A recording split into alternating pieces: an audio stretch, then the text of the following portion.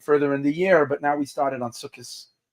And this month, the month of Tishrei, we have the yard site of many great tzadikim. And tonight we chose to focus on the fourth Chabad Rebbe.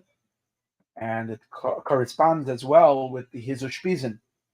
As we know that every night of Sukkot, we are graced with a special guest, one of the seven spiritual guests and souls that come to visit us in the Sukkah. The Zohar talks about it. And tonight is the Ushpizin of Yosef HaTzadik, the second to the last night of Sukkot. We get Joseph is coming to us in the Sukkah. And Yosef was the viceroy of Egypt. From the bottom, he rose all the way to the top and became extraordinarily wealthy. And Yosef was the one who supported the Jewish people and saved really the entire planet. And so we are told that in addition to the seven guests that we are going back to the early days of Jewish history, we also receive seven guests that come at the concluding time of Jewish history to prepare the world for Mashiach. And these are the 9 tzadikim, 7 tzadikim, and then we add another 2. That's already added on the last 2 days of the holiday of Shmini Atzeres and Simchas Torah. We start with the Holy Baal Shem Tov. This is all that was revealed to us by the previous Chabad Rebbe, Rabbi Yosef Yitzchak, how every night there is a Hasidic Ushpizin. So tonight comes out the night of the fourth Chabad Rebbe, Reb Shmuel. So his yard site was just in between the days, 2 days before the holiday of Sukkot began. On the 13th day of Tishrei is his yard site, the day of his passing. And his Ushpizin is tonight. So it really, really works out well. And as we know that when we talk about a tzaddik, that it highlights the energy of the tzaddik. So just by having the Ushpizin of a Rebbe already brings the soul. That's what Ushpizin means. It's a guest. So much so that the previous Rebbe, when he related that there are the Hasidic Ushpizin, actually pointed and said, here is where this one is sitting, here's where the Baal Shem Tov is sitting, here's where this one is sitting, and this one is sitting. So without a question, the Ushpizin are here, and the Rebbe Mahrash is here. But the fact that we dedicated this as part of and connected to his yard site as well, and the whole night is to celebrate the Rebbe Mahrash, really, really brings us into the energy of the Rebbe Mahrash, which is a powerful, indescribable energy. Particularly as the Rebbe would always put it, it's the energy of L'Chatchila HaRibber, which means that we don't consider any obstacles. We don't consider the obstacles. We leap over all the obstacles. We hop over anything that might get in our way. We have a pass. We have an energy to leap over it, and nothing can get in our way. So when we set our goals to do something godly and do something holy, which is really what our lives are all about, that's why we're coming into the Sukkah, so that we can extend the holiness of Yom Kippur, the holiness of Rosh Hashanah, and our connection to Hashem, to extend it into daily life, into everyday living. We bring it into our normative life, into our living space. That's what a Sukkah is, our ordinary living space. So the idea is to draw it down. So the Rebbe Mahrash gives us this ability, this incredible ability to, as we take inspiration and we're infused to live a godly life this year, and we have hopefully accepted upon ourselves to accomplish things. Sometimes we feel obstacles. Sometimes there are certain things that we think are impossible to achieve. When we have the energy of what we call a Chatchila Ribber, don't always try to work things out through the normative ways. Sometimes just go, not sometimes. The Rebbe Mahrash says, I say to always just go for it. And you're coming from, and if you're coming as an agent of Hashem, you have nothing to fear, and nothing can stand in your way. So the Rebbe actually related a story of the Rebbe Mahrash that relates to this idea very, very powerfully. The Rebbe Mahrash, Reb Shmuel, we'll talk about his life soon. We'll go through his birth and so forth, but just a couple of stories first. The Rebbe Mahrash, after his father passed away, the third Chabad Rebbe, the fifth Rebbe of the general Hasidic dynasty, So after the Rebbe, the Tzemach Tzedek, Rebbe Menachem Mendel passed away, there was a question of who would succeed him, and there was some what we call politics, and there was a lot of opposition. And the sons of the Tzemach Tzedek Tzemach Tzedek had 7 sons, and they were all giants of giants. They were all tzadikim. They were unimaginable tzadikim, holy Jews. And obviously, when they passed away, they were oldest. The Rebbe Mahrash was the youngest, way younger than them. And therefore, there were a lot of Hasidim didn't think that he should be the Rebbe. They thought, not that he wasn't great, but they thought that their others were greater and deserving of it. So there was a lot of friction going on. In the end, Rebbe Mahrash was the one who succeeded.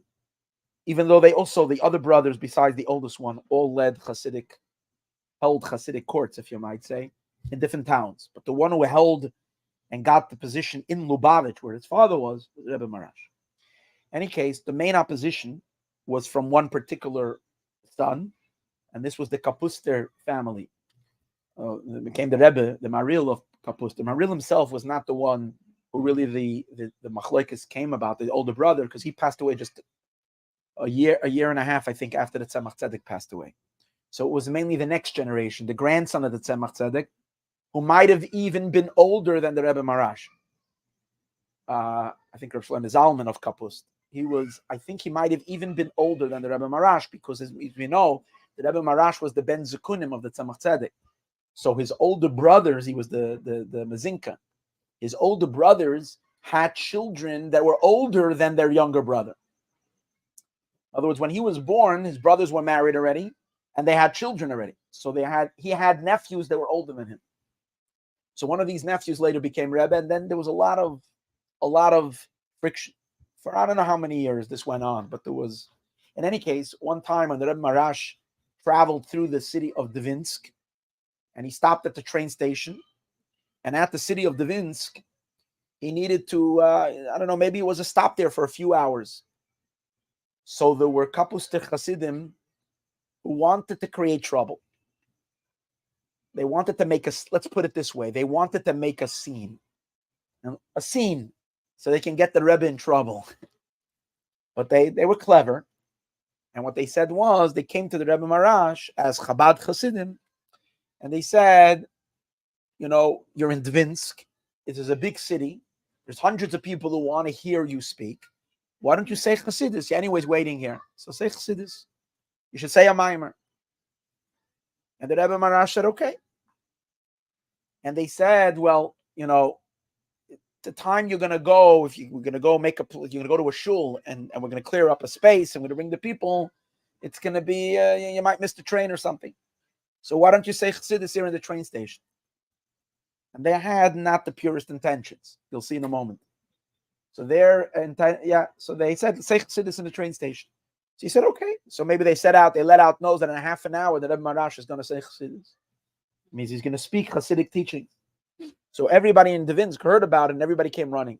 Hundreds of Chassidim came running, and people who just wanted to see the big tzaddik. As they came, they crammed the train station. And they crammed the train station. It was pushing and shoving, and, by a Rebbe, people want to see, and everybody. And there wasn't enough room. And and in the train station, one of the couple of benches broke, because the people were standing on the benches. The benches was not meant for people to stand on. So some of the benches broke, and also one or two windows, because it was so pushed, one or two windows shattered. And okay, so now the Jews are coming into a train station, and they're messing up the train station. So word got out, and there was the police officer that was in charge over there at the train station. And in general, it was a train station, Dvinsk. When the previous Rebbe told the story, he said that Dvinsk was a city where it was an important city. Since it was an important city, there were law and order was important. Not exactly like we're finding over here in the streets of LA these days. So law and order was very important. And when there was this whole commotion and this happened, it wasn't good. So they came running to the police, called for backup. And they came to the police, the head guy, and they asked, what should they do? He said, what are you talking about? The rabbi is making trouble. You should arrest him. So they sent right away an officer with a couple of police to arrest the Rebbe Mahrash. So as they came up over there, this was the intention of the people who instigated this. So when they came in, the police, and the Rebbe Mahrash was in the middle of saying Chassidus, and the guy walked in, and the Rebbe Mahrash had this incredible face, like one that's like an angel, when you looked at him, was similar to the previous Rebbe. If you look at the Friedrich Rebbe's face, you see it, you looked at his face, Anyways, the Rebbe Mahrash had and when he saw the Rebbe Mahrash over there, he froze. He got terribly scared and he ran away. So they sent the second. So now the main chief officer himself came. The police, how you call him? The sergeant, the guy in charge of the whole precinct, came himself. And as he came himself and he made his way, again, the Rebbe Mahrash was in the middle saying this, and without stopping, he stuck his hands into his pocket and he pulled out a certificate and he handed it to him. When the guy looked at the certificate, he got all shackled, he got all shooken up. He handed back the certificate and he quickly left. What was the certificate? The certificate was a certificate issued by the Russian, the government, that the police and so on and so forth have to always be whatever this rabbi wants, they should see to it that he should get. Because Lubavitch had a long rapport already for many generations from the days of the Alter Rebbe. They had a love opposite relationship with the Russian government. On the one hand, they were very highly respected. On the other hand, they were always fighting the government. But in any case, they were one thing they knew, that they respected them. And this was a letter, a certificate that he had in his hand. So as he handed it to them, the guy got scared and he left.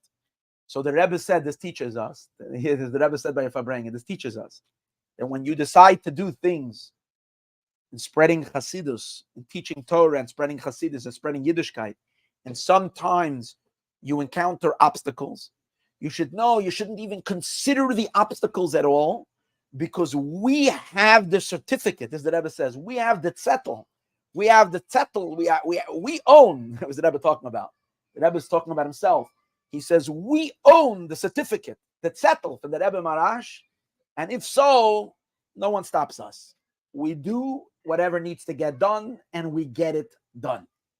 So this is something that relates that energy of the Rebbe Mahrash. He immediately, leaped over obstacles, went on top of things. There was no, and he was incredibly fearless.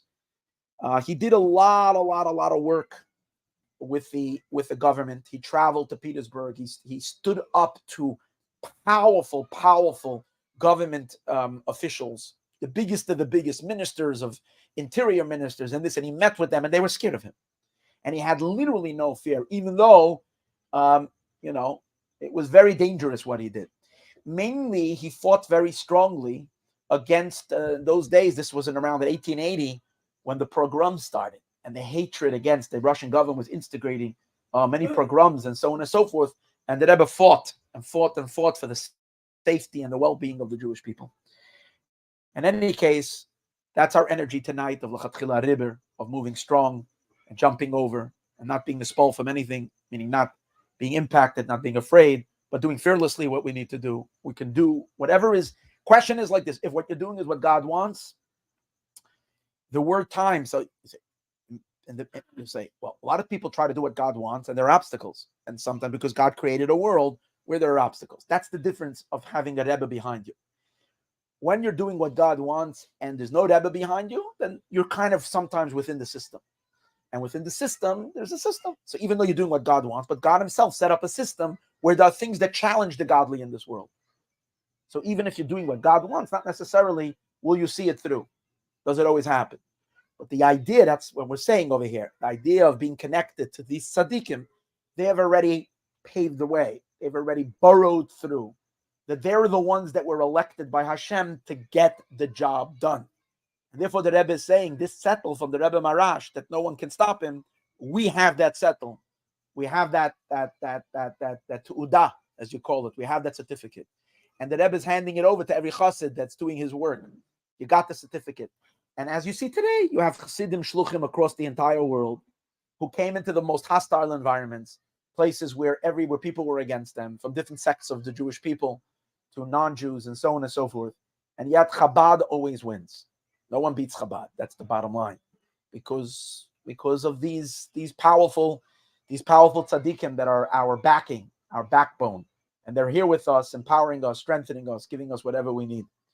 So l'chaim u'lebracha, we should utilize that energy, take it in, absorb it in a deep way. Let me just say one more story quickly, unrelated to what I said before, but it's a story that's popping in my head before we take it to a niggin. There's a chassid, a simple yid, who very simple yid. He was a yeshivnik. Yeshivnik means he lived in didn't live in the city. He lived in the what we call derfalach. Derfalach were little villages, not even sometimes even the village, small little suburbs, and like a moshav, places like that. And they worked, and these yidden were usually very, very simple. People in the city were more educated. These were very, very simple yidden. So there was once this chassid who came to the Rebbe Mahrash, and he lamented, not that he didn't lament. He came into the Rebbe, and his heart, literally, he broke down sobbing. And he said, the Rebbe, I don't have, hear the story, it's such a powerful story. He said, the Rebbe, he said, I don't have chayos, I don't have life in saying Tehillim. I don't have life in the Perek Tanya. I don't have life in sitting with Fabrengen, sitting with Chassidim. I just don't have it. My heart is dry. I don't feel a chayos. I don't feel a life. And as a chassid, he wanted to be alive, and he didn't feel life. And he said to Rebbe, now his profession, in addition to having vegetable gardens that we would sell, he also would make wheels for the wagons. He was a wheel producer. So now in Hebrew, wheels are called ofanim. Ofanim are wheels. Like a bicycle is called an ofanayim because it has, in Hebrew, it got two wheels. So he says to the Rebbe, the simple yid, he says to the Rebbe, I want to make with you exchange. He says, I'm going to provide you with ofanim, and you're going to give me chayas hakodesh.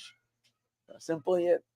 He said, I'm going to give you wheels, ofanim, and you're going to give me, because in davening we say, when we speak about the angels above, we say v'ofanim v'chayas hakodesh, which are referring to various different types of angels.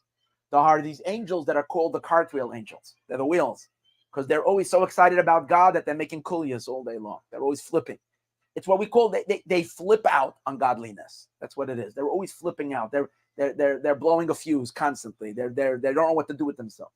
Then there are other angels that call the holy angelic, the holy beasts, the holy chayas hakodesh.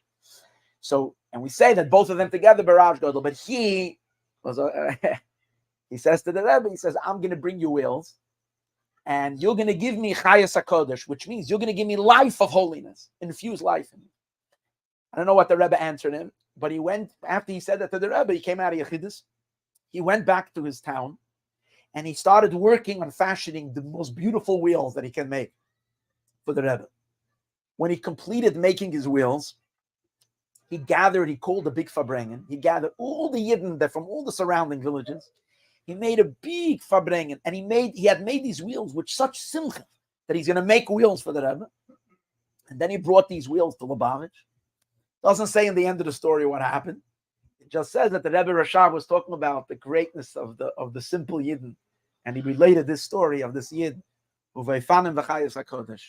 So l'chaim lebracha, we should get, in addition to power. So the power a lot of times is instilled in us to do big things, but we also want to have chayas hakodesh. We want to have a life in everything that we do, in our Yiddishkeit, in our Torah, in our mitzvahs. One of the things we're doing with the lulav, as the Rebbe Mahrash explains in the Memorim, is we're channeling life into our heart. It's almost like with the lulav, when you're taking the lulav and the esrog, and you're putting it to your heart. It's like, you ever have a battery that in a car that conks out, and you put cables. So taking the daled minim and putting the daled minim to the heart. So if you see Rabbi Yisraeli Hecht when it comes to shul every Shabbos, so then you don't need cables because you got electric charge. But if you don't merit to be in Man Yisrael at 9:40 around every Shabbos morning, so you don't get to have Shuli Hecht's infusion. So you take the lulav and the esrog, you put it to your heart, I'll teach you a little secret. In Lubavitch, they don't like to do anything that shows spirituality because everybody's trying to be very like cool and calculated and not, because or else you're exposing that you're feeling something. So Lubavitch likes to cover everything up. But I give you permission to take the lulav and hold it a little bit at your heart. Let the lulav and the esrog warm your heart a little, because it's mamish gives us a charge. So this is what we're asking for. We're asking for v'chayas hakodesh. And maybe if we do some cartwheels too, v'fanim, we give some v'fanim, we'll be able to get some chayas hakodesh. But let's get some chayas hakodesh. Chayim alabrach.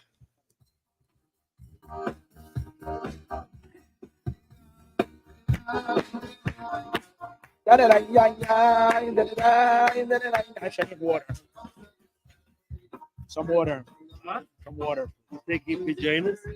Not yet. Your wife will be happy. A nation after nation, we are conquering.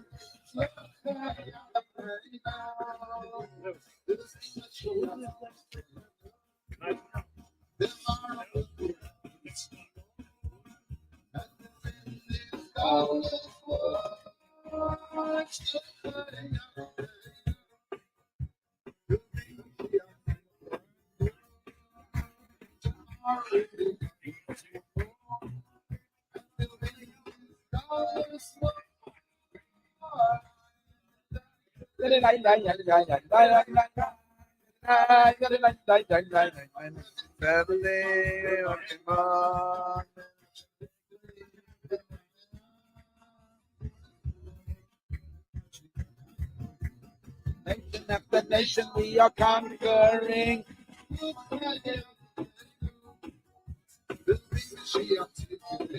Aaron.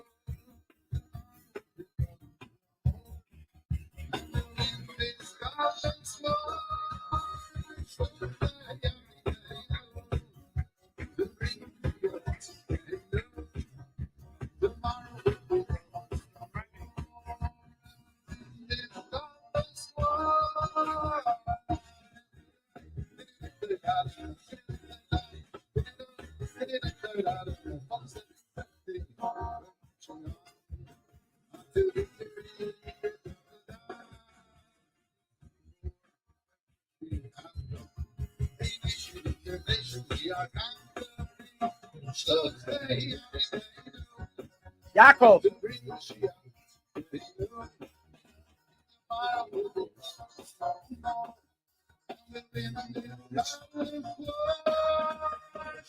Yisrael.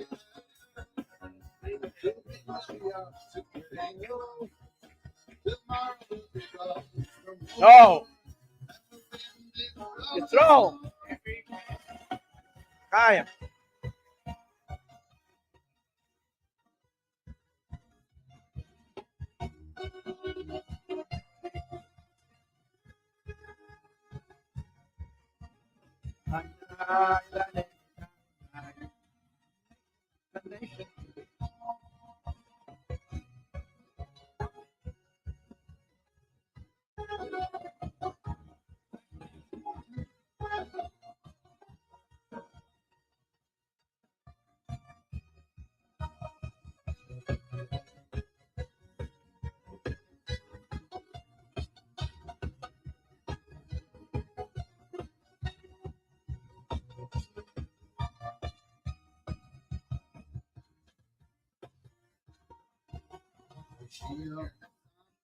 Oh, Rodek, Kataklasech, Rodek, Modek, Modek, Modek, say Mando, I love my guy, Shio, let's have that.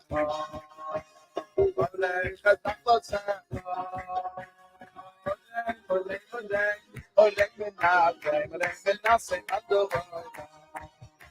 I Shio, let's have that.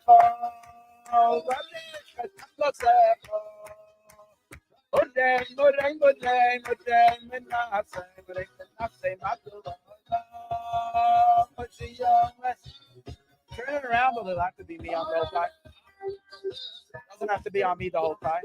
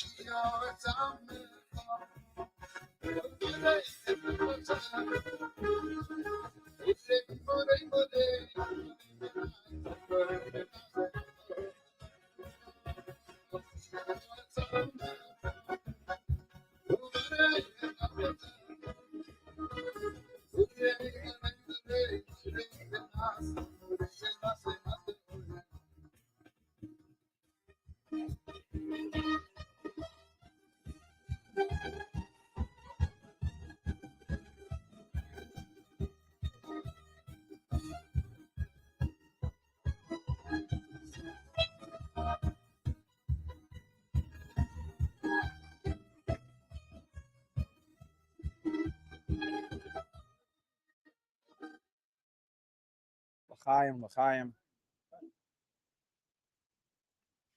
I mentioned before the Rebbe Mahrash having dealt with the government.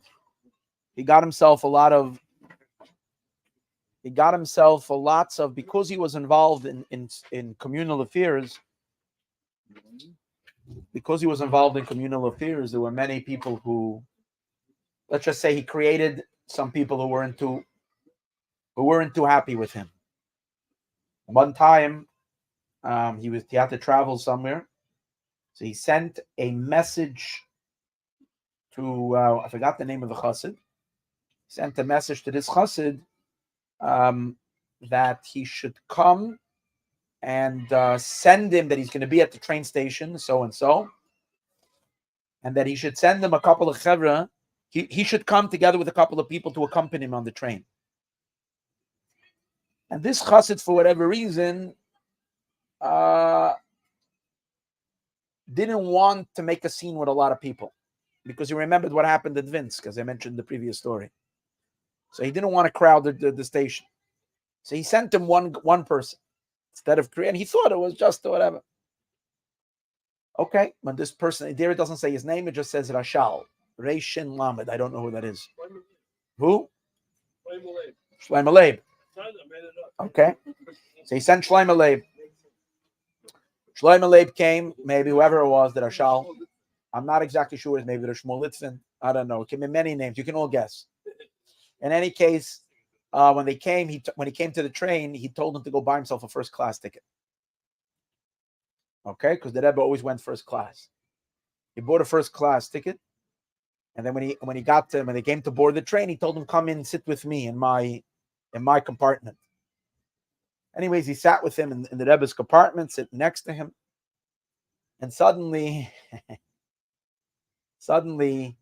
a young man walks in and sits opposite the Rebbe. Like, it has, it wasn't, it was a compartment. There were quite a few seats. It was first class, but a man sits opposite the Rebbe, and he has like an attaché case, some kind of like a carry bag on his side. That as they're moving, the Rebbe Mahrash looks at him, and the Rebbe Mahrash says to him, "Rabbi Yid, Jew, he says to him, a Yid is not allowed to have Yadayim Yidei Esav. A Yid is not allowed to have the hands of Esau, right? That's not the Jewish way. It hasn't been given to the Jewish. Give me what you have. Give me what you have. And the guy opened up his attaché and he handed a revolver. He took out a pistol and he gave it over to the Rebbe Mahrash. The Rebbe Mahrash just flipped it right out, threw it right out of the window as the train was going. And that was it. Now, this guy had came onto the train because of the Rebbe Mahrash. It was an assassination attempt. The Rebbe Mahrash just looked at him. The Rebbe Mahrash had known before, so he asked to have a couple of guys with him, but he only sent them one. He said to them, a Yid. He said, the Yid is not allowed to have Yadayim Yidei Esav. Give me what you have. He gave him the pistol. In any case, there's a city called, not far from Vitebsk. I wrote the name of the city because I wanted to remember the name. But Bashkovitz, I think it's called. Beichekov. Not exactly sure where Beichekov. And again, it's somewhere near the city of Vitebsk. And in the city of Beichekov, they called him a Graf. Now, I'm not exactly sure to translate Graf into English, if it's a duke or some kind of an important figure, someone who's a big macher, someone who's a big knacker. So someone of high caliber, a nobleman. Maybe it was a count. Maybe the Graf is a count. Anyways, this count, owned a lot of land. And on his land, first of all, he had a huge palace for himself with, for all of it. And that was a huge estate. And he had many people working on his estate for him. Plus, he owned many, many of the fields around that whole area. It all belonged to him. He also had a church and a monastery in his estate, and many hotels and mills, and I think he had some forests. He had quite a macher. And happens to be that he was a very kind and decent human being. And he was very nice to the Jewish population. Many, many Jewish people made a living off this count. And people liked him a lot. He was a good man. He was a good man. And it was for many years. And he was getting old. And as he got old, he didn't have any more the strength to run his own affairs. So he appointed what we call a manal, a manager. The manager to be in charge of all of his affairs. And the manager was not particularly fond of Jews. And as the manager took over, he started making all kinds of problems. Many people were fired from their jobs. Other people taxes were lodged at them.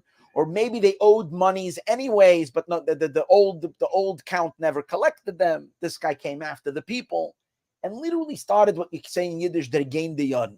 Der gein de yad means started poking them and hurting them and like really, really, really causing a lot of problems. In addition to that, a new priest or bishop or whatever it was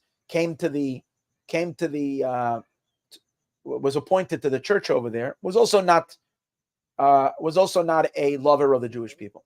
So together with the incitement of that bishop, together with the things, the lives of the Jewish people over there started to become worse and worse and worse till it became actually miserable. Now, a lot of the people in that neighborhood were Chabad Chassidim, Lubavitch Chassidim, and they were Chassidim of the Rebbe Mahrash. And they would come the way they would come always for Yom Tovim, for special holidays. They would spend, and they would come into Yechidus. They would ask for blessings. The Rebbe would bless them with Bana Chayim Mezoina. The Rebbe would give them a way in serving Hashem. The Rebbe would also give them a blessing in Bana Chayim Mezoina, which means of health, children, health, and sustenance, and fine. But none of these Yidden, even though they were already going through a lot of pressure, none of them felt comfortable to tell the Rebbe about the tsaris that they were getting from this new manager and that their lives were not too good. For whatever reason, the Chassidim were so scared when they went into the Rebbe. They had such awe that they sometimes felt, even though it was something was pressing on their heart, they weren't always they didn't always get the courage to speak about it. They felt, why should they make it heavy on the Rebbe? Why should they bother? So went by a period of time that the Chassidim did not relate to the Rebbe that they're having tzaras. Until one time, there was a particular Chassid, his name was Shmuel, and he was a wealthy man. He had a lot of business with the Graf, with the Count. And he was a big machnas erech, meaning he always had a lot of guests. He was a Talmud Chacham. He was a kind person. He knew how to learn. He liked he understood Chassidus as well. He was a very liked person. He was called Munya something. And this fellow came, or Mullah, like they used to call Shmuel. They used to call him Munya or Mullah. Anyways, he came one time to the Rebbe, and the Rebbe asked him. The Rebbe Mahrash asked him, how is life with the parnasa of the Yidden? So he started saying that, the Graf got old, the Count got old. And because he's old and he's not in control, things turned for the worse. He's not old, he's sick. That's what happened. The guy got, the Count is ill. And because he's ill, he's not managing his affairs.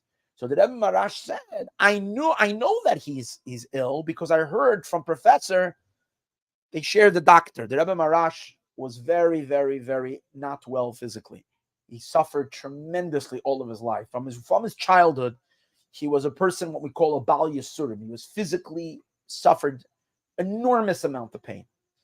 The Rebbe Mahrash, the Rebbe brings that the Frierdiker Rebbe said that the Rebbe Mahrash was that in the end of his life, there was no one who suffered such Yisurim like the Rebbe Mahrash. It's like an amazing statement, suffered incredibly. And yet, whoever he received anybody, it was with a genuine happiness, with a real smile. There wasn't ever a sense that there was something hurting him, even though he was in enormous pain, excruciating pain. Any case, the Rebbe Mahrash said, I know from Professor, I forgot already who the doctor is, who's his doctor, and he let me. But what I'm really upset is that no one told me that the Yidden in this whole area are having it bad. How come no one told me? And then the Rebbe Mahrash said, so listen, he said. He went into he was like Yisikin, he was deeply disturbed. He closed his eyes for a while.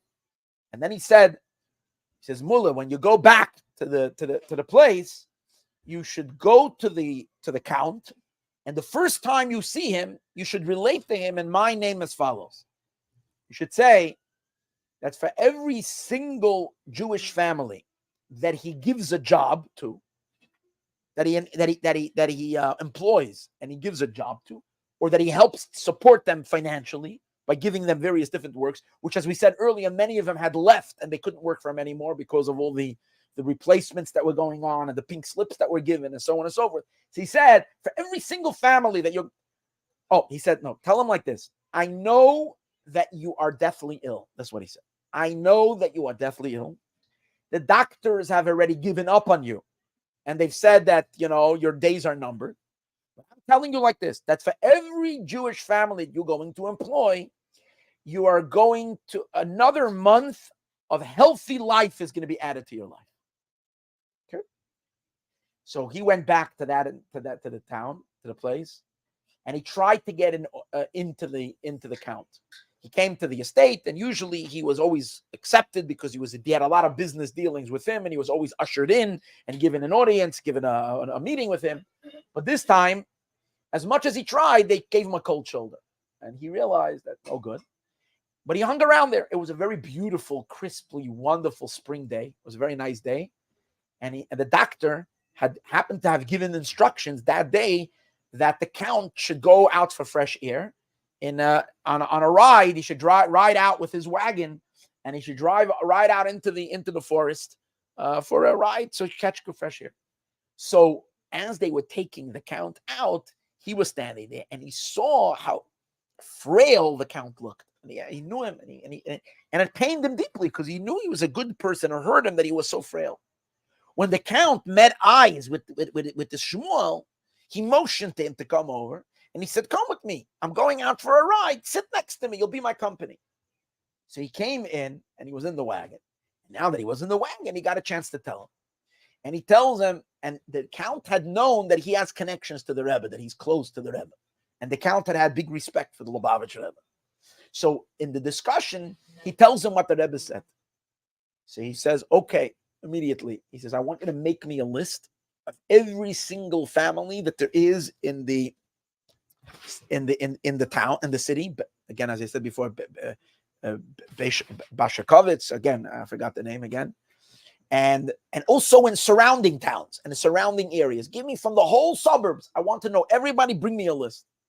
I am going to make a list of my entire estate of every type of work that I have, whether it's plumbing, electric, contracting, building, construction, everything, fielding, forestry, anything. I'm going to make a list. You bring me a list. Fine. So they did. And the guy went and he had, and he brought him a list of over 160 families. And plus more from the surrounding towns and places. As he handed it to him, he went and he already gave everybody work. He changed around the entire thing. I think he fired his manager. He got everybody. Fine. So this was in Tov Reish Mem. This story happened, which is 1880. 1880. In Tov Reish Nun Daled, which is in 1894, this Yid, this Shmuel, came to Lubavitch long after the Rebbe Mahrash passed away.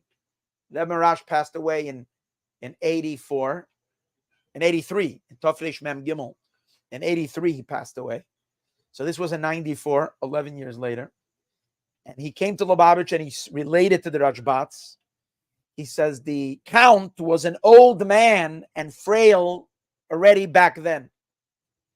From when he hired all these workers, he became absolutely, and the doctors had given up on his life, he became absolutely healthy. He lived already for 14 years. A few weeks ago, I'll tell you why I'm here, he says. Because a few weeks ago or so in this, he started feeling very weak. And he wasn't feeling well. He called me immediately, and he said, based on the deal that we made with the Rebbe, I still have another 14 months. Or I think, no, a year and 7 months or 14 months, something like that. I'm still owed. No, I think it's a year and 7 months. So I want you to go to his tzion, to the resting place of the Rebbe Mahrash, and tell him a deal is a deal. That's what the Rebbe relates the story. So l'chaim al-bracha.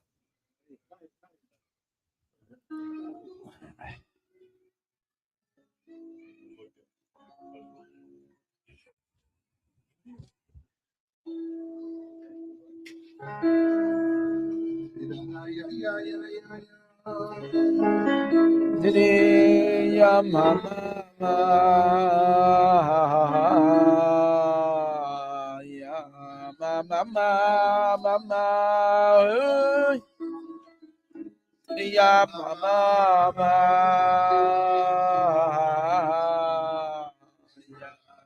ya mama, la dida, ya la dida.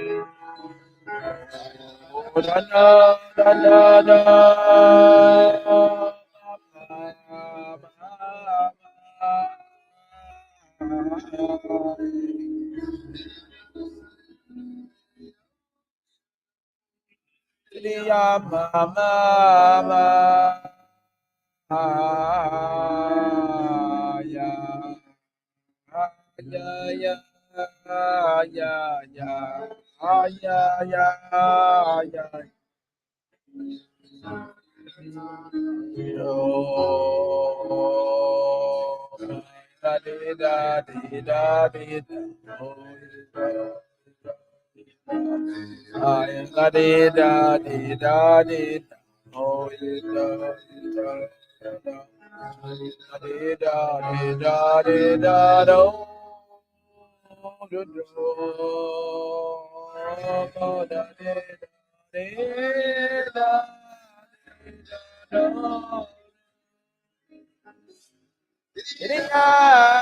mama, ya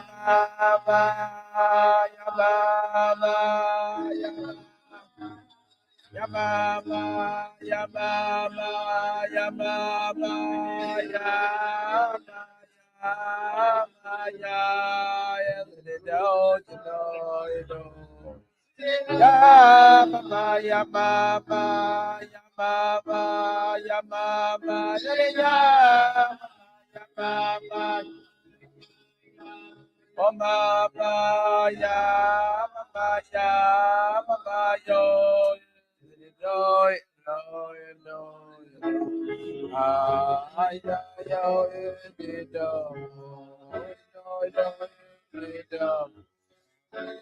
oh yeah, la di da do,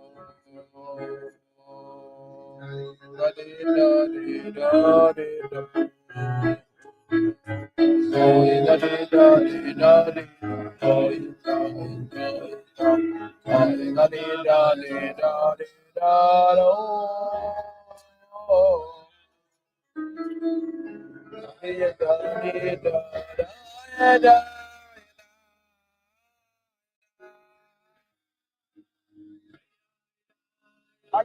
Ya ya ya ya ya baba ya baba ya baba ya baba ya baba ya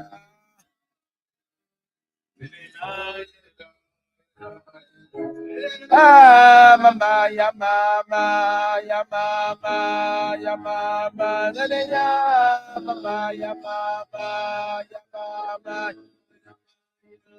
Oh Maya, Maya,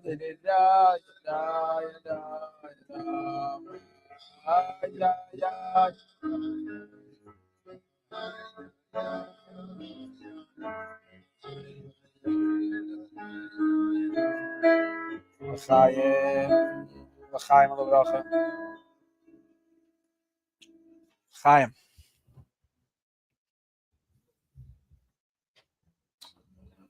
We mentioned that the Rebbe Mahrash lived suffered enormously in his physical health. Before, just to relate, right before his passing, a very, very big doctor came to visit him. And he passed away at very, very young age. He passed away at 48 and a half. He was born in ER. So on Beis ER was his birthday, when his 48th birthday. And then in the Erev Simchas, on Yud Gimel Tishrei, he passed away. So he was 48 and a half years old. When he was very ill, the Tzemach Tzedek said, this is what the Rebbe said. The Tzemach Tzedek said, when he was his father, the Tzemach Tzedek said, the Rebbe Mahrash did not relate to his father at a very young age. They kept it from him. Didn't tell his father that he was ill. And the Tzemach Tzedek said, "Oi, if they would have only told me, I could have gotten him some more time." And the Rebbe says, then he would have lived until 52, which would have been the age of Shmuel Hanavi. His name was Shmuel, and he would have lived the same age like Shmuel Hanavi. But in any case, a doctor came to see him when he was a very, very big professor. And the doctor came out, this is a day before he passed away, I think, or 2 days before. The doctor came out to the Hasidim, and the doctor said, "You guys have absolutely no idea who your Rebbe is. You don't know, you have no clue who he is." And they said, "What are you so excited about?" He says, when I came to see him, I asked him, he explained to me what he's feeling and what he's going through and so on and so forth. And then I said to him, "Listen here, I want to do for you a little treatment. And you mind if I'll do something that might hurt, something like this. I'll do with you a treatment." And I'm not sure if he said to the Rebbe, what the treatment was, or he just asked the Rebbe permission that he can do a little treatment on him, a little minor surgery. The Rebbe, so I'm not sure if I remember the story, if the Rebbe himself told him what he's going to do. The Rebbe stopped him and he said, okay, this is what you're going to do to me. Or he himself said what he's going to do. What he was going to do was going to mean he's going to make a little cut behind his ear. And he was going to take some blood from there and do some kind of something right behind his ear. So whether he said it to the Rebbe himself that I'm going to make that cut, or he asked the Rebbe that he wants to do a little surgery, and the Rebbe told him, you're going to go behind my right ear and you're going to make a little incision and you're going to do something over there. And the Rebbe went on to explain to him, the reason you want to do that is because you want to check so and so and so on me. And he said, you don't understand. The Rebbe went and he gave me an entire hour lecture of exactly what his condition is, exactly what he has. And he says, you should know that from the biggest professors in medical, I've never heard. He was speaking like a person who literally studied medicine all his life. And he is a rabbi. I didn't expect that at all. He gives me a lesson as if he would be standing in the hall of medicine in some big university, lecturing as a professor in medicine on the illness. But you didn't understand, he says. I did the test, and he had exactly like what he said he had. A person who has that, such as, I'm not sure if it's, some say that it was, the Rebbe said that you can't, I don't know. Actually, I'm not going to say it because the Rebbe said we shouldn't say that under the Mahrash. He suffered from a very, very intense disease. And he was in such pain. The doctor said that with such pain, a person is simply not able to function. And he stood there completely calm, and he related to me like he's a scientist. The whole thing on medicine. He was blown away, is what the doctor said. So in any case, the Rebbe Mahrash, as we said, had enormous amount of suffering in his own life, but at the same time, he contrasted it by living extraordinarily lavish. In other words, from all the Chabad Rebbeim, the Chabad Rebbeim, the only one who lived as like literally with affluence, incredible. Everything but him was gold. So on the one hand, he was living like a very wealthy person. And on the other hand, suffered enormously. It's like the famous story we say about the Ruzhiner as well, that the Ruzhiner used to have a gold carriage and he used to wear golden boots. And then later they found out that the golden boots had no soles on it. And he would walk, his feet would literally walk in the ice. They would get touched. There would be blood coming from beneath his feet because his skin would get wet and would get attached to the snow, and it would get tear off from his flesh. And the Ruzhiner, but on the outside, he was walking with gold things. So the Rebbe Mahrash had this kind of a similar type of a thing. Though his conduct in such a wealthy way, it began with a story that the Tzemach Tzedek once gave someone business advice of how to build roads in Russia. He gave him advice on getting into business and told him to get into contracting, building roads, where he should build, how he should build. The guy became very, very successful. He was building for the Russian government, made a lot of money, and he understood and he appreciated that the money came from the Rebbe, from the Rebbe Tzemach Tzedek, the Rebbe Maharash's father. So he felt indebted to him. So he wanted to bring him a gift. So he went and he bought him the most magnificent, gorgeous Mercedes winter sled. It was a sled, but it was like the most expensive type of sled you can get. And the Rebbe says, "Mit alle pitchevkes." It was made in a way, and it was, and he brought it to the Tzemach Tzedek as a gift. The Tzemach Tzedek said, "I don't need this," and rejected the gift. He said, "I don't need it," but he said, "Take it to my son, give it to my son," and he told him which son to give it to. The youngest son, the Rebbe Mahrash, could give it to him. The Rebbe then asks a question by one of the Fabrengens. The Rebbe says, if this is called Moiseris, which means Gashmias, that you don't need, excessive indulgence, and that the Tzemach Tzedek didn't want it because he didn't need it, and we know that excessive indulgences in the material world is not holy, it's not a good thing. So if so, how come if the Tzemach Tzedek doesn't need it, the Rebbe Mahrash doesn't even need it? So it would be Moiser. So the Rebbe explained that in the Tzemach Tzedek's avoda it wasn't necessary. For whatever the Tzemach Tzedek needed to accomplish in the world, it wasn't necessary. But in the days of the Rebbe Mahrash, whatever, and during the time of his Nesias, the wealth was important for whatever reason, and therefore it became part of his avoda, and it became kedusha, and so on and so forth. And so much so that the Rebbe had a grandfather, Rebbe Yanovsky. What was his first name? Rebbe Meir or something. Rebbe Yanovsky, the Rebbe's grandfather. Anybody remember the name? Not exact. Rebbe Shloime Yanovsky. So he was by the Rebbe Mahrash, and when he came back, he was relating with his spyless the wealth of the Rebbe Mahrash, and he was saying, he had a gold chariot.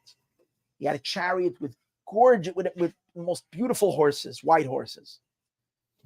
His stick that he had had a golden thing. All the dishes that they used in the house were gold. He smoked a pipe, and then I had a gold tip. He had two watches, two pocket watches, one in one, both of them in gold with gold chains, one in one pocket of his vest, and the other one on the other one. What else was gold? Everything. I mean, his entire. So there was a chassid who heard that. There was a yid there, and he heard it. And he said, "Why do you need that? Better to use the money for tzedakah and to live a simple life, and so on and so forth."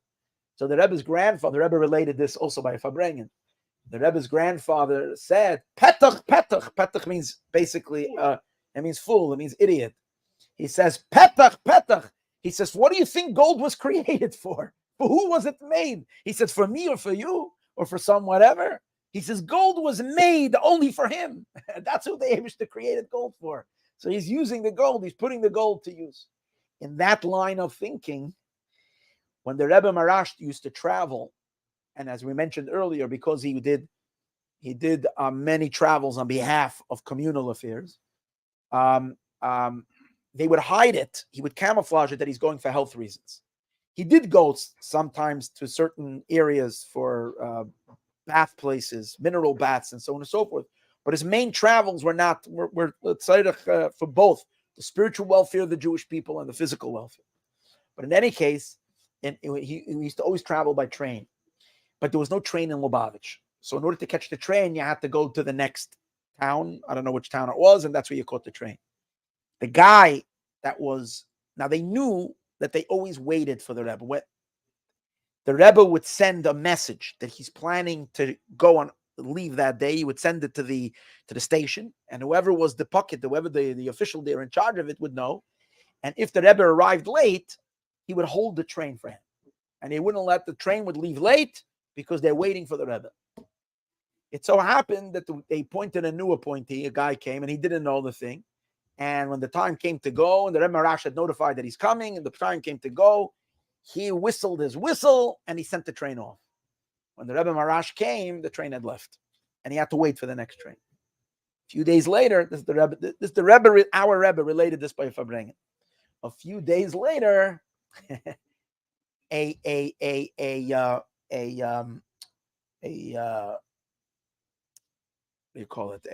command, what? An order. That's what I was looking for. An order came from the higher up somewhere. That the guy is fired. The train conductor, the guy who was charged, was dispatched. They sent him off, and no one knew exactly the reason why. He took a job. He was not being doing a bad job. Suddenly they fired him. So he said the Rebbe says they don't know why. He says, but the reason is, the Rebbe said, is because the train, all the passengers on the train, and the entire railroad was only created for the Lubavitch Rebbe. That's what the Rebbe said. It was created only. So bistu, if you're doing your job, if you're doing it right, you have a reason to exist. If not, geder van danet. We don't need you.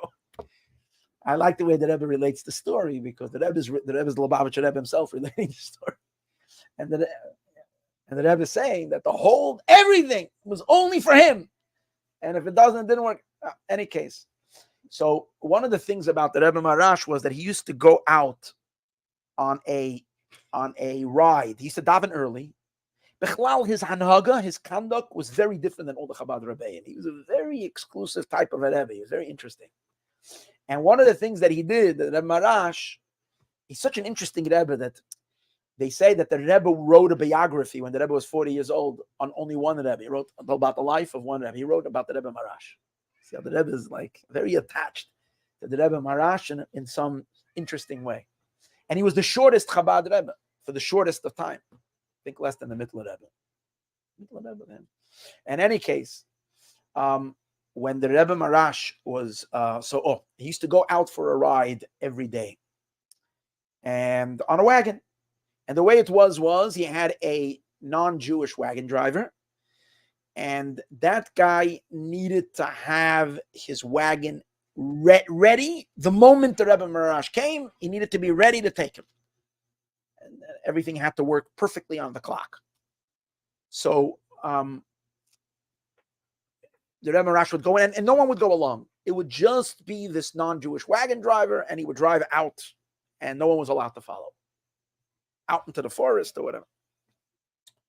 One time, the Hasidim were very curious to know where does the Rebbe go? What does he do?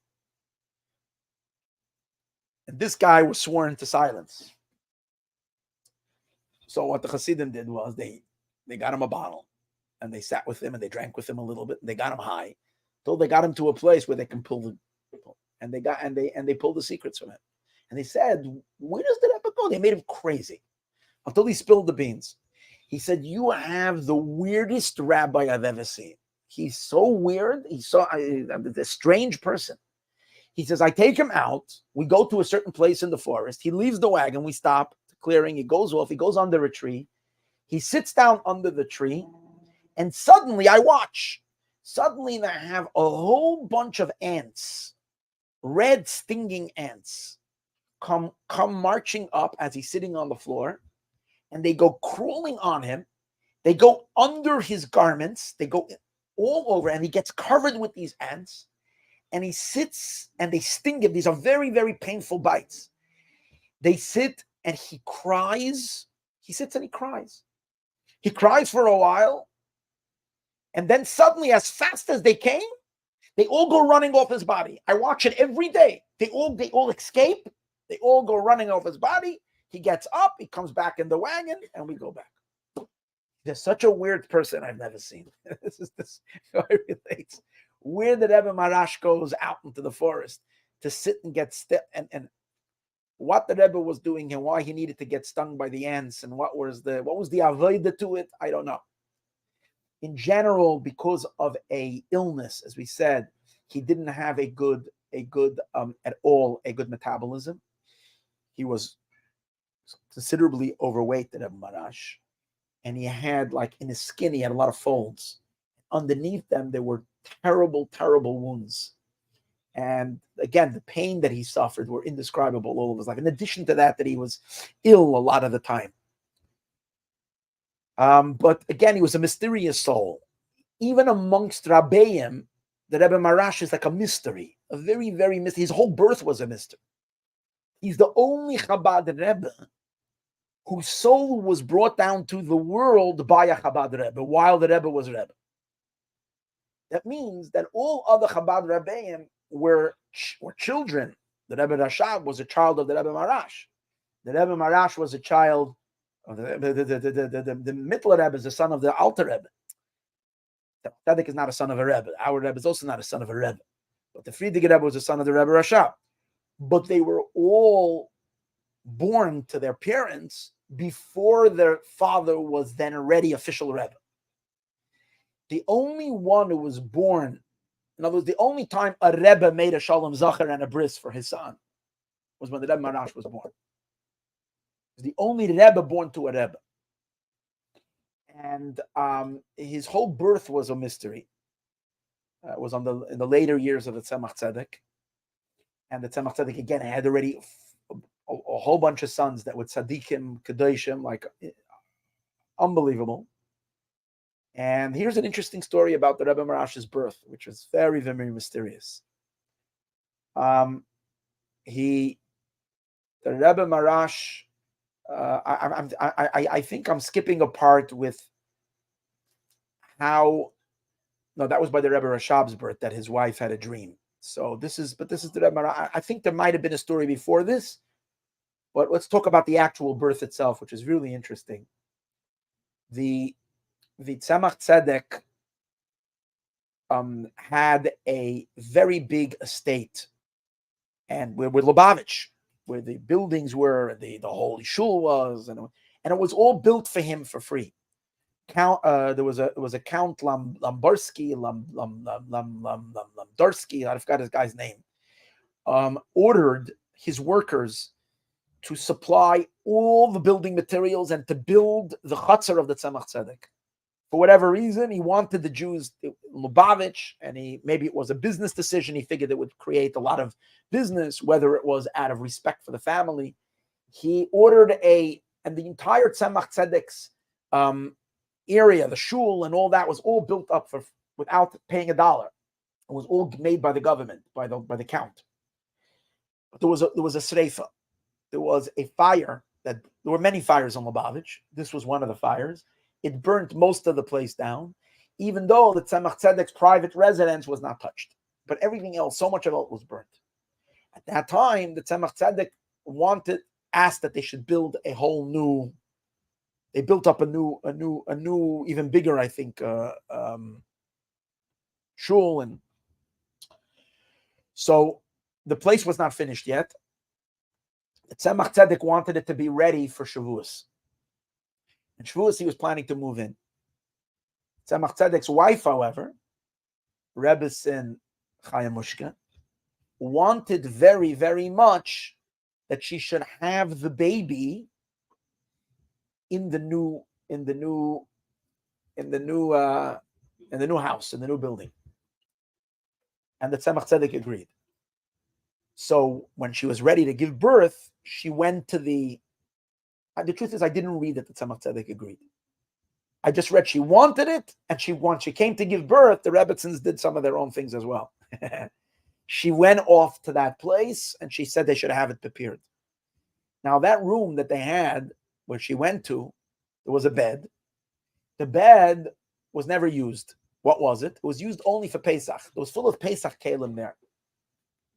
Why was there Pesach kalim? Because the way they used to do then, those days, is every year, in order to sift the flour for the matzahs, they would buy a new bed, and on the bed they would set up. It was like wood. They would set up they covered with clean sheets, and then on top they would have the sifter, and that's how they would sift the flour. I don't know exactly the setup, but something like that.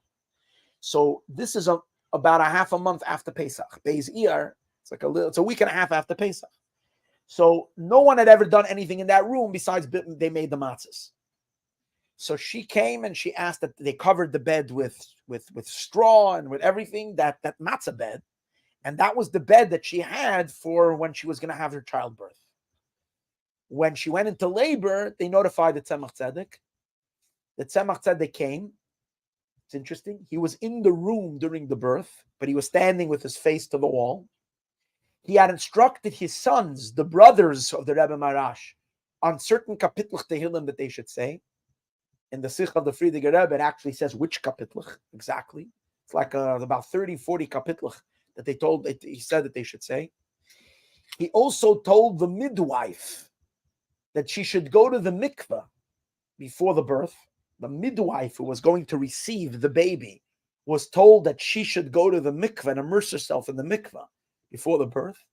Tzemach Tzedek carried with himself a white sheet of linen, and he gave it to her, and he said that when the baby comes out, you should receive him on this white piece of linen, mysterious white piece of linen that Tzemach Tzedek had handed over.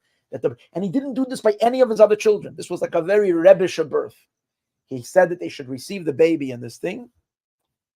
And and then the baby was born. And I don't know if there was any other instructions, but this is what I remember.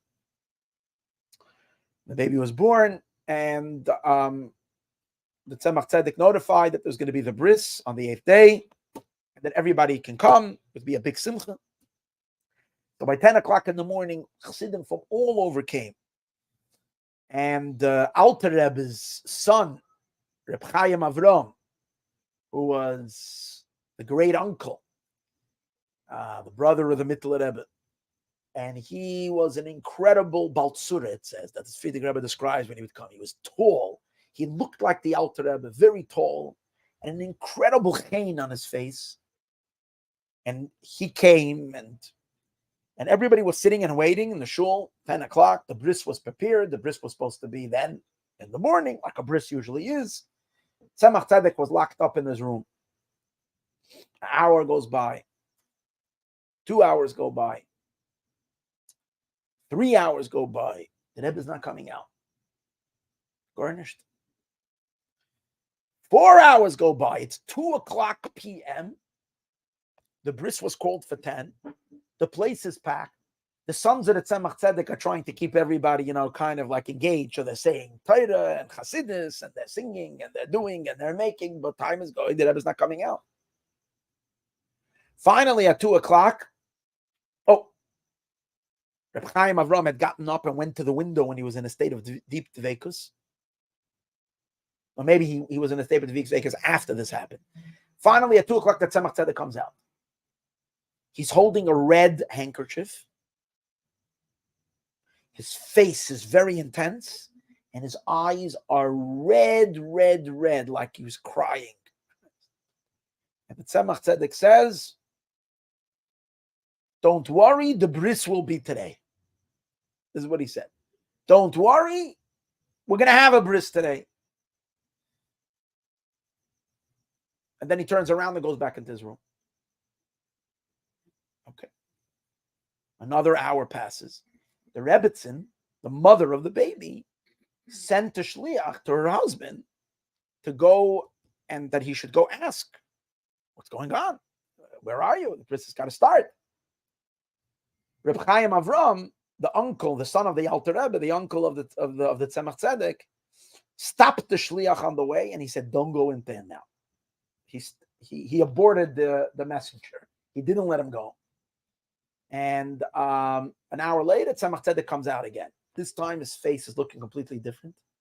His face is shining. He looks very happy. And he says, "The bris is going to be soon." He says, meanwhile, he says, people can eat. 3:00, he finally gave permission for the people to start breakfast. The people can eat. And he said, yeah, the bris will be. He turned around, went back into his room. He spent another hour at 4:00. And then the Tzemach Tzedek said, they shouldn't daven mincha. That's what he gave. He gave instructions. They shouldn't daven mincha, and they should wait. 4:00, the Tzemach Tzedek came out, and he went to talk to his wife. And when he went to talk to his wife, was they say about the name. A mother has to know as well. He can't make the decision on his own. The Tzemach Tzedek came back, and they started the bris. During the bris, the son of the moil relates. There was the moil there. His name was, I forgot.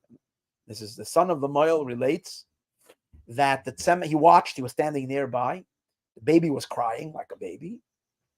And the Tzemach Tzedek suddenly took his hand out from under the Tzemach Tzedek, I think, was the Sandik holding the baby. He took his hand out and put it on the head of the little baby. The baby was crying. And as soon as he did that, the baby started laughing. And the baby laughed, and the baby didn't cry anymore. And when it came time to name the baby, he named the baby Shmuel. And then they davened mincha. It was the son of the Mittler Rebbe, Menachem Nochim, was the chassan for mincha. Tzemach Tzedek said they shouldn't daven long mincha. They should hurry up with mincha. I guess they were schlepping enough. And then they sat down by the meal. During the meal, the amazing story.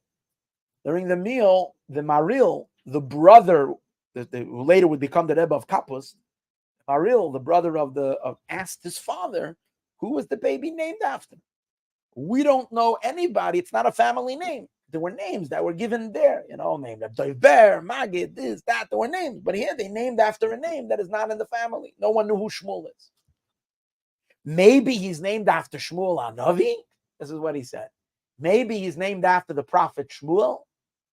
And the Tzemach Tzedek said, no. He's named after a water carrier from the city of Polotsk, Polotsk, something like Plotsk or something like that. And Chacham Adaf Minavi. A Chacham is greater than a Navi. And the Tzemach Tzedek added, I'm afraid I'm missing one little line. Oh, the Tzemach Tzedek said, Yemei Shanaseinu Bahem Shivim Shana. The Pasuk says, the days of a person's life is 70 years. 70 years. So there are three possibilities in a person's life. Either Shmoin, because the end of the Pasuk it says, the Im Begvura Shmoinim Shana. If a person is strong, then their life is 80 years. So the Tzemach Tzedek says there's three possibilities in a person's life: 80, 70, or Bohem. Bohem with the Oisias. This is what the Tzemach said. Because the Pasuk says, Yemei Shenaseinu Bohem, the years of our life, Bohem, in them, 70 years. Bohem is Gematria 47. The Tzemach Tzedek said, Bohem im Shenois, with the Oisias, which means 47, adding the three more, which are adding the three more, which is the letters. So of how many letters there is in the word Bohem. So together it's 50. So 50. Now, in the end, as we said earlier, the Mahrash passed away when he was 48. It wasn't 50. However, if you count the year that he's born, Tov Kuf Tzadik Dalet. And when was he born? He was born 100 years after the revelation of the Baal Shem Tov. Baal Shem Tov revealed himself in Tov Tzadik Dalet, which is 1744 or 1744. And the Rebbe Mahrash was born in 1844, exactly 100 years later. And so if you count Tov Kuf Tzadik Dalet, and then you count Tov Reish Mem Gimel, the year that he passed away, you count those as full years, it's 50 years that the Rebbe Mahrash lived. Anyway, this is the story of his birth and of his bris. And the Tzemach Tzedek cherished this little boy and he had a Eina Pkicha. He had his eye on him all the time. He had him play only in his room. He had him under his oversight continuously, similar to the way the Alter Rebbe did with the Tzemach Tzedek. He mamish was like his apple of his eye. And we'll see more as Hashem, but we'll sing a niggin. Chaim.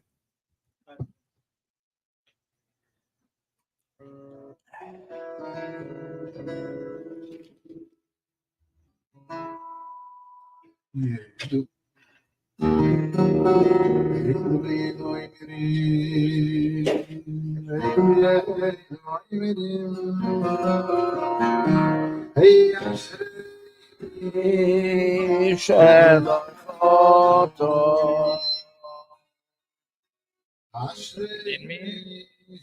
need some people there.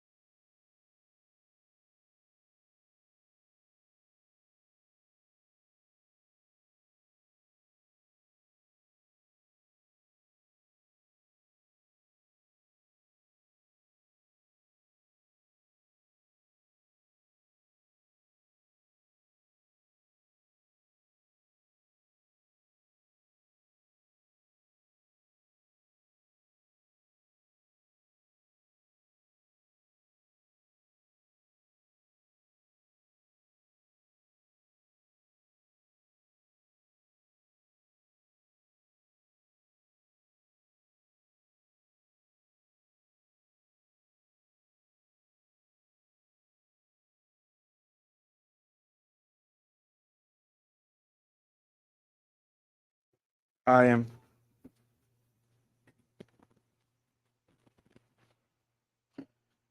This is a known story, a very known story. But yet, when you read the story in the original, when you read the story in the original and you get like the details of it, the story is rich. It's always rich, but with this, it's extra special rich and extra special. In the travels of the Rebbe Mahrash traveled to France. And he had two chassidim that he met. He had two of his gabayim. Two of his gabbais came along with him. Reb Leivik, he had one gabbai, meaning with two attendees. One was Reb Leivik, and the other one was named Pinchas Leib. In addition to that, he had two chassidim, Reb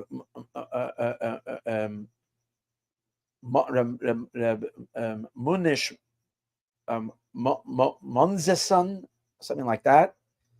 And I forgot the name of the other one. The other one was the one who was supposed to come meet him at the train that I spoke about earlier. In any case, so he was in Paris, and he tells, and when this chassid asked, where are we going in Paris? The Rebbe Mahrash says, go to the Alexander Hotel. The Alexander Hotel was a casino, and it was the Waldorf of Paris. This was like the hotel. Anyways, he tells this chassid, he says, you don't speak well French, let me take care of the booking. Now, the Rebbe himself walks in, to the front desk, and he asks us if there's any rooms. He needs a few rooms.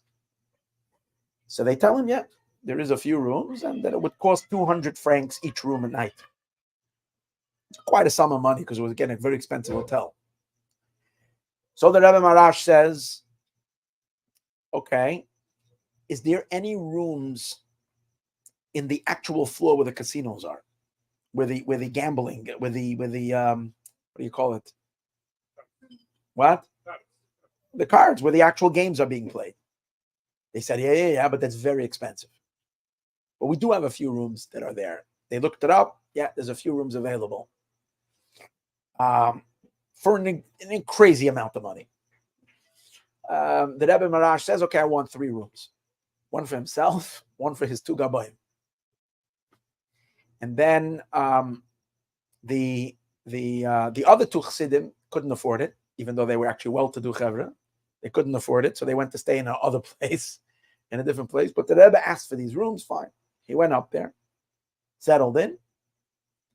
And then after a little being there for a while in his room, he left and he entered into the actual gambling, into the casino. He sits down next to a guy who is playing. He's playing cards. And the Rebbe Mahrash sits next to him. And the guy has a big glass of wine over there. And every few minutes, he's picking up the wine and he's taking a sip. Suddenly, the Rebbe Mahrash turns to him and he says, Rebbe Yid. A younger man, okay? Young man. He said, younger man, non-kosher wine is usur. That's the first thing he said.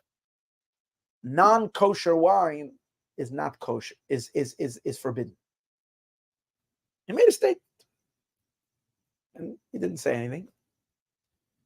And in a few minutes later, the Rebbe Mahrash says to him again, young man, non-kosher wine is metamtem de moyach or metamtem de lev. The non-kosher wine clogs the mind and clogs the heart. And I think he added, Zaya Yid, be a Yid. And the Rebbe Mahrash said it with a lot of concentration. And then he says to him, a gute Nacht. And he picked himself up and he left. And the Rebbe Mahrash was so behisrakshus from what just happened, was so moved by what just happened, that he walks to the stairs. Now, these were days before elevators. But what do you do in a really fancy hotel? And there's no elevators, and there's a lot of stairs, a lot of floors. So they used to have human elevator. They had special chairs, like really comfortable chairs. You would sit down, and they had, two guys, two bellboys. They would pick up the chair and they would carry you up to whichever floor you were going. That's how you went. This was the Waldorf. So this was the service. The bellboys would give you a ride. The Rebbe Mahrash, because he was in such a state of emotion, so this after delivering this message, that he sat down on one of those chairs, because the way the story is that he had forgotten that he had taken a room on that room. So the bellboys come and they came to pick him up. And when they were ready to pick him up, he says, no. He said, I'm on this floor. And the Rebbe Mahrash went up and went back to his room.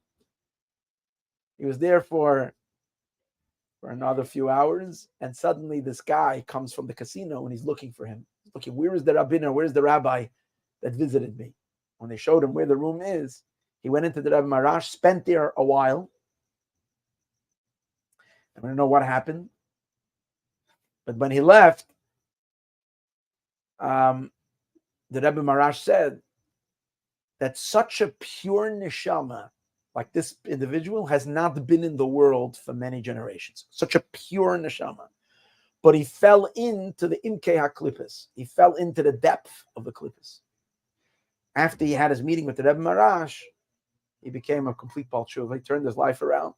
And a very prominent family, the Frierdiker Rebbe says the name, he hints the name of the family. He's the father of this and this French family in France, which was all descendants of this individual. But the Rebbe Mahrash went in the casino to visit him and told him, "Younger man, yayin esach is metamtem the leiv and metamtem the moyach." It's an interesting story. Here's another very, very interesting story. First, the Rebbe Mahrash is sometimes his yechidus were very intense. But hear the story. This is such a powerful story. There's a chassid. His name was Rabbi Ginsburg. And Rabbi Ginsburg had a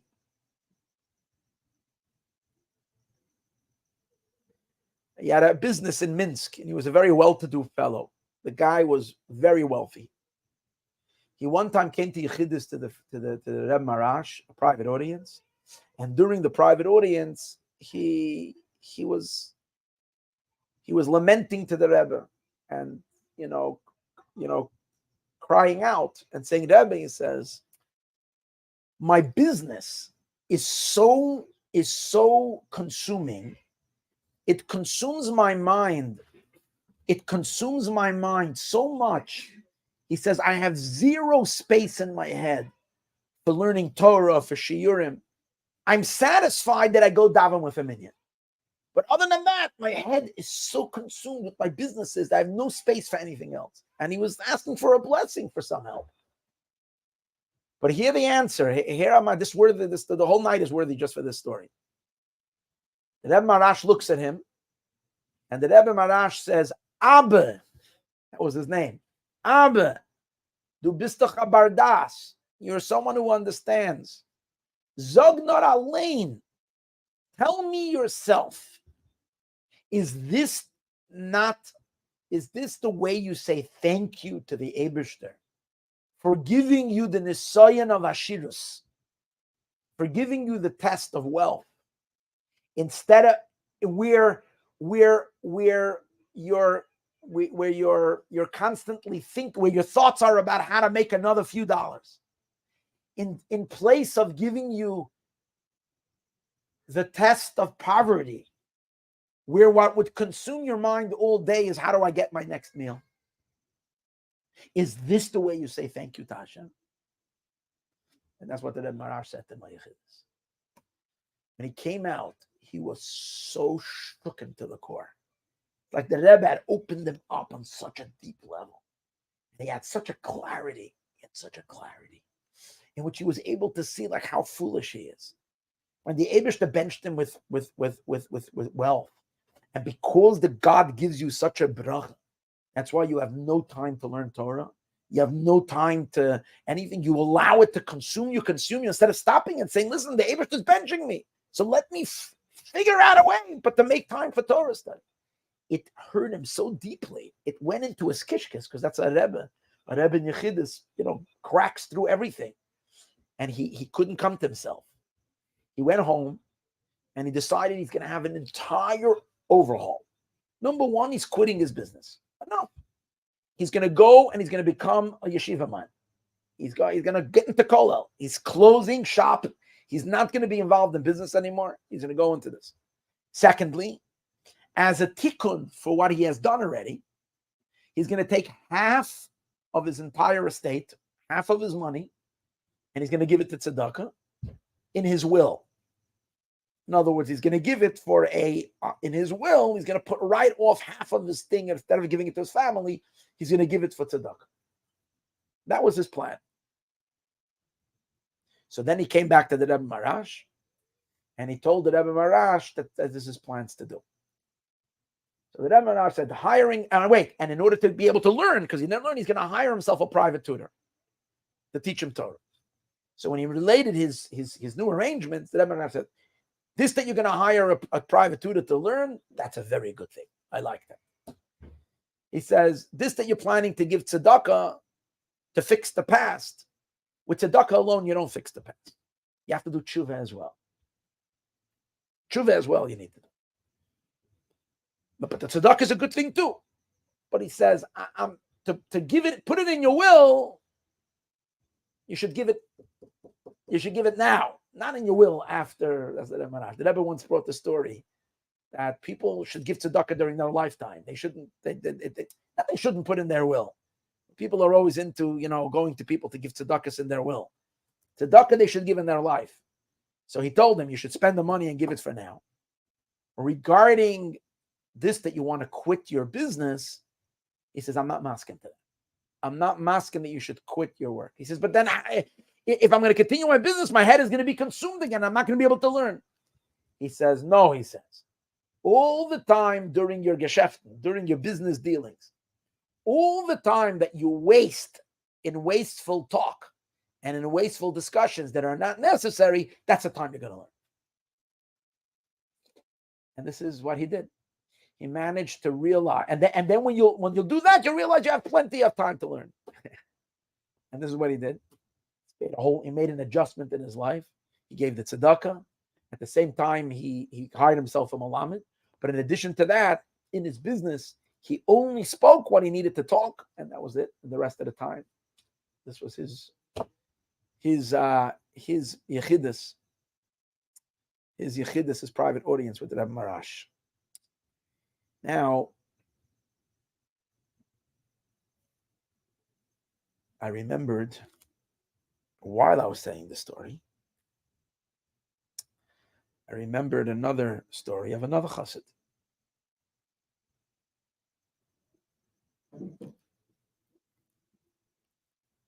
Give me a second.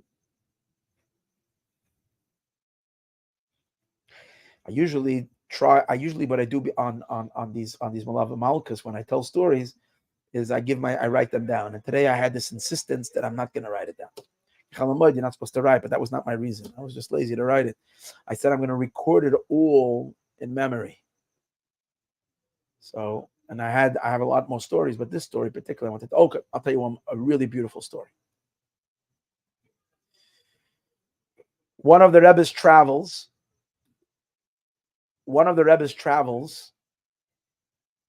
on the way back from traveling out of the country,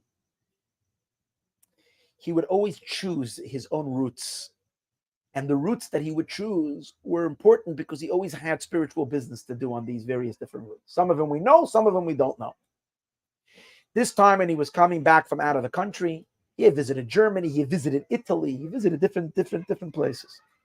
On the way back, he chose to pass through the city of Yas and the Romania area. And when he got there, it was in the month of Elul. He was notified that a big fire broke out in Lubavitch and burnt down his entire estate. Not his entire estate, but a lot of the Rebbe's, again, this was the next fire. The Tzemach Tzedek had a fire. In the days of the Mahrash, another fire happened.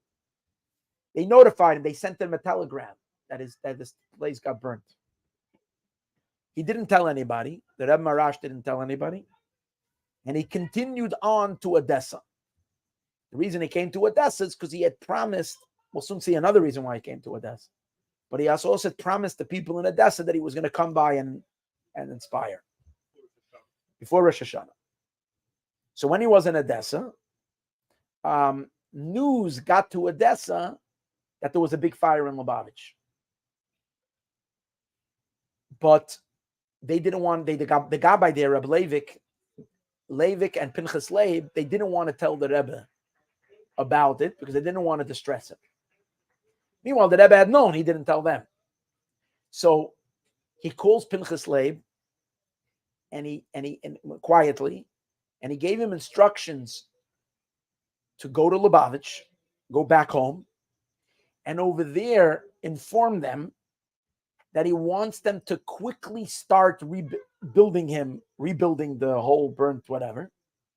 And they should get this and this guy in construction. I forgot the guy's name. Naftali something. He's in construction. Tell him to get a lot of workers. And I want them to start immediately building. I love the speed. He said what takes 20 and 30 days to do, I want them to get done in a day. And I want that in the middle of Cheshvan, this is an Elul. So in 2 months, the entire structure, they should build me an entire, and he gave exact instructions how he wants it made. And they shouldn't waste any time in 2 months because he wants every day should be the value of 20 to 30 days of work. That's how much they should get done. That was the instructions that he gave. Azay. Meanwhile, he calls his other Gabbai, and again, no one knew about this messenger that went. He calls the other Gabbai in from this what was his name, Rebbe Leivik, who's thinking that he's keeping the secret from the Rebbe Mahrash and not telling him that the place burnt down.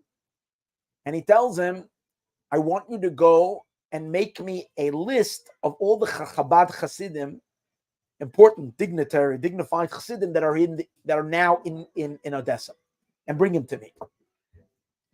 So he brings him the list. The Rebbe Mahrash looks at the list, and the Rebbe Mahrash says, okay, you have 1 hour, and tell everybody that's on this list, they all should show up, they should all come for a meeting. I want them here. So the whole Chevra came, and they didn't have time even to wonder why the Rebbe is calling them, because it was such a fast call. So they all come in, and the Rebbe Mahrash says to them that you should know that this and this happened in Lubavitch. The place got burnt down. Therefore, I cannot be there for Rosh Hashanah. In Kippur, we have nowhere to daven. We have nowhere to this. But he says, oh, wait.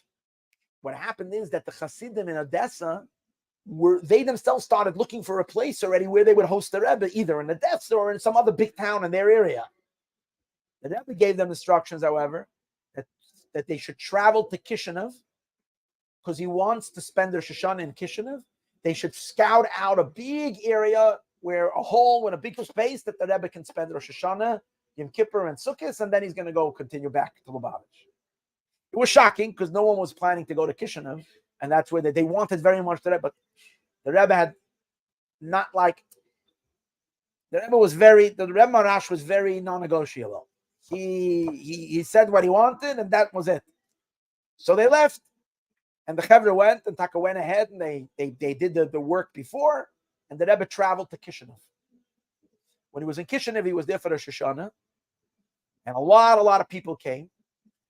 On Vav Tishrei, this is the Rebbe Tzimchana's yard site, but this is before the Rebbe Tzimchana. On Vav Tishrei, the people in Kishinev came to the Rebbe, and they said to the Rebbe, so many people didn't get a chance to come Rosh Hashanah, they didn't get to hear Chassidus from you.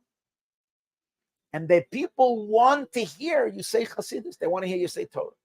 So maybe you can say Torah today. It's not Rosh Hashanah. It's not Yom Kippur. It's in between. You can say Torah today. The Rebbe Mahrash agreed. They made up that 4:00 in the afternoon. The Rebbe is going to speak for all the people. By 1:00 in the afternoon, the room was already packed. It was packed. You couldn't go in. So the Rebbe said it was a nice day. Instead of speaking inside, they should go outside of the courtyard. It was a big court, so it was far more spacious. They should put out there a high stage, and he's going to come and speak.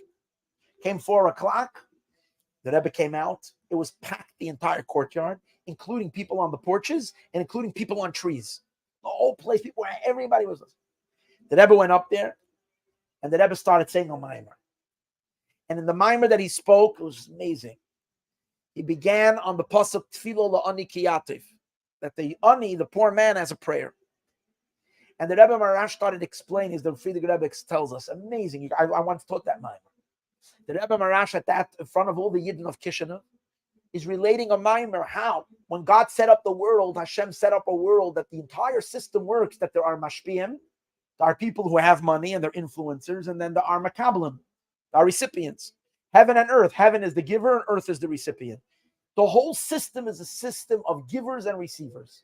And that's the way it is. And therefore, God made in this world as well, there should be people who have money, people who have less money.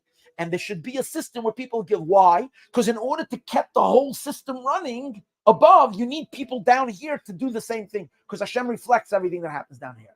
So Hashem set up a world with rich and poor because that's the way the entire system works from the highest realms above. And the Rebbe was explaining how this whole system works. But he said, and he raised his voice very loud, and he said, but the poor man has a complaint. The poor man has a taina. This is the taina that the poor man has to Hashem. And he says, it's true that in order for the world to run, there needs to be rich and there needs to be poor. But how come I need to play the play of the poor? How come I was chosen to be the poor and that guy was chosen to be the rich? Why did it fall my lot to be the poor? And when the Rebbe Mahrash said that, the Rebbe Mahrash said, and it is a richtige taina. He has a good argument. There needs to be both. So you should be the chas v'shalom. Why should you not be the poor and I'll be the rich? Why does it have to be that you're this one?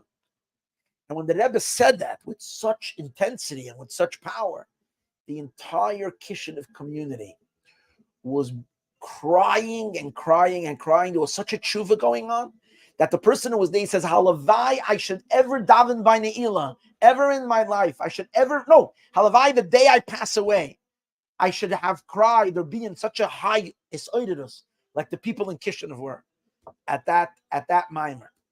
And he said, this is what he said. He says, Geba Kuk, take a look at the koyach of the Rebbe, the power of the Rebbe. He was able to take marmalade de sheyidin, what's the food, the kasha? Marmeliga. He was able to pick people who are raised on marmeliga in van, because the Romanian people, they used to call it not wine, they called van. They didn't say van. That was a van in marmeliga, and bring them to such a sensitivity that they were.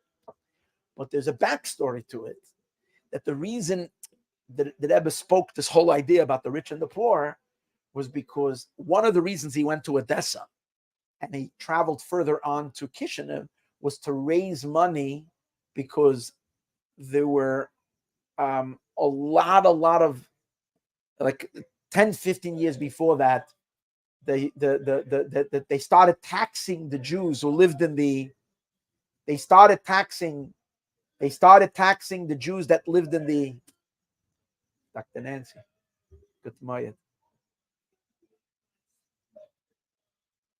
So they started taxing the Jews that were living in places with a very high tax. And what happened was the people couldn't pay. It was a whole story. The Tzemach Tzedek sent the Rebbe Mahrash to fight it. In any case, they managed to. First, the Yidden were all sent away. Anyways, what happened was he wanted to raise money. And in Odessa, he was successful in raising a lot of money. When it came to Kishinev, he wasn't. The rich people weren't giving.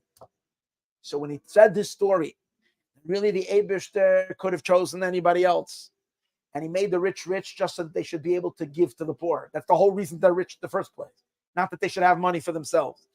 This created such an awakening, and it brought such a change in the attitudes of the entire area. And tzedakah suddenly became, and through this he was able to save all the Yidden. He spoke this idea of tzedakah. So l'chaim, chaim l'bracha. Chaim.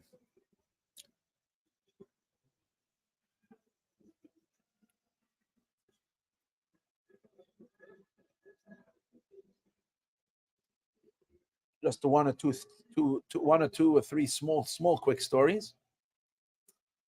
Finish off. but I'll finish off with a quick story. Where's the Simchas Beis Sheva here? Where? Nice. Naiman. The Gerach Sidim. It's a shame I don't have a Gerach story. I have a Belza story. The Rebbe Mahrash, when he was one time, he came to the city of Belz. He once came to the city of Belz, and he dressed like a Seicher. Rebbe Mahrash Bechlal was a businessman. He would trade stocks. He had a messenger in Petersburg, and he would tell him exactly which when to buy and when to sell. And he also won. Tonight is an important night. He won a few lotteries. The Rebbe Mahrash won more than once a lottery. He was wealthy. He was very wealthy. We said before, the gold and all this.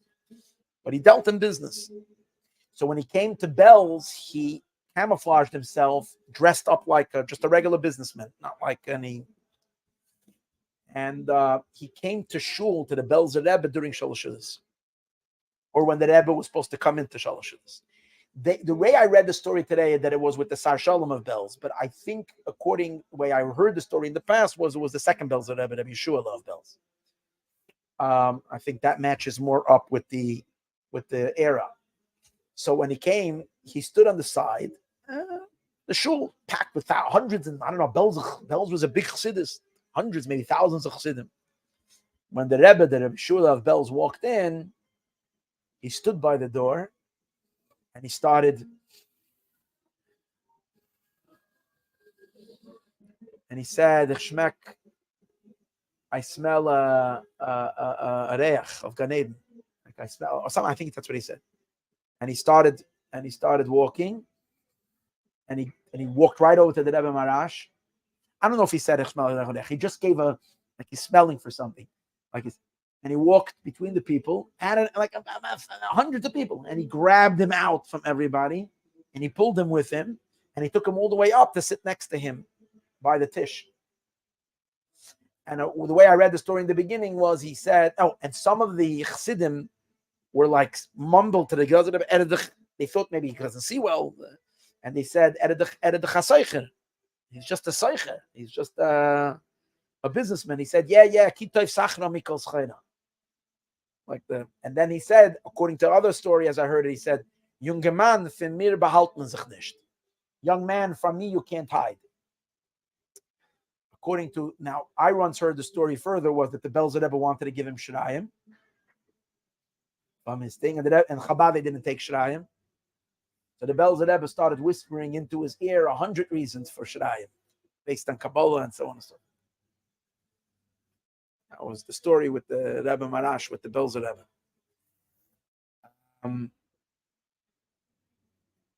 One time, is a Geschmacka story. One time, it was Yechidus. The Rebbe Mahrash had a lot of people waiting in the antechamber to come into Yechidus. Some people came in. Some days he davened early mincha, early mincha, what's called the mincha gedayla. Sometimes he davened late mincha. And he would always say which mincha, like this, like that. He didn't know. One time there was a lot of very important people, rich people came. One very rich person was there. The Rebbe Mahrash instructed the middle of Yechidus. He says, "Now we're going to daven mincha." So they all were in the outside room, and the Rebbe Mahrash had his own little room on the side. Suddenly, a middle mincha, it's a crazy story. A middle mincha, out of nowhere, everybody started having a big asceticism. And this Gevir related that he suddenly started remembering every single occurrence that he had in his life. And all the sins that he did. Everything came right in front of himself, honestly. It's like he suddenly is watching a movie. Like everything just came up on one. And he was crying. Everybody was crying. There was like what was the story? The Rebbe Mahrash was the next room, and he was saying Ashrei. And when he got to Zecher Rav Tuvcha, the Rebbe Mahrash started saying it with Kavanas. Zecher Rav Tuvcha. And he brought up Zikaron. He brought up the memory by all. Awam Tshuva Getan. The Rebbe Mahrash saying Zecher Rav Tuvcha Yaviyu.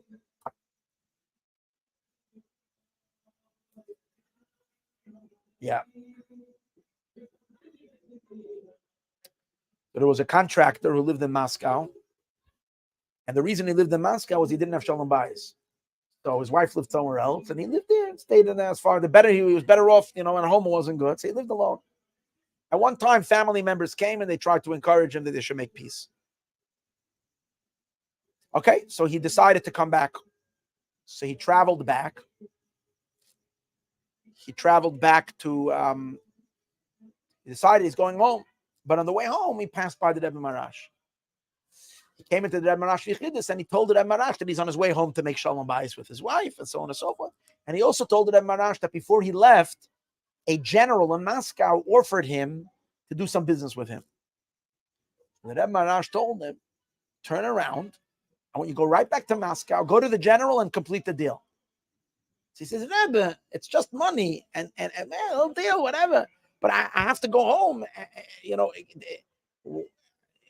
I'm going home for an important reason. We're gonna, hopefully work on the Shalom Bayis. I already decided I'm going home. We're gonna be, I'm gonna. Then Mahrash said to him, turn around, go back, make the deal, and then you'll go home. So he says, Rebbe, I don't understand why you're telling me to do so. This is what he says to them. I don't understand why you're telling me to do so.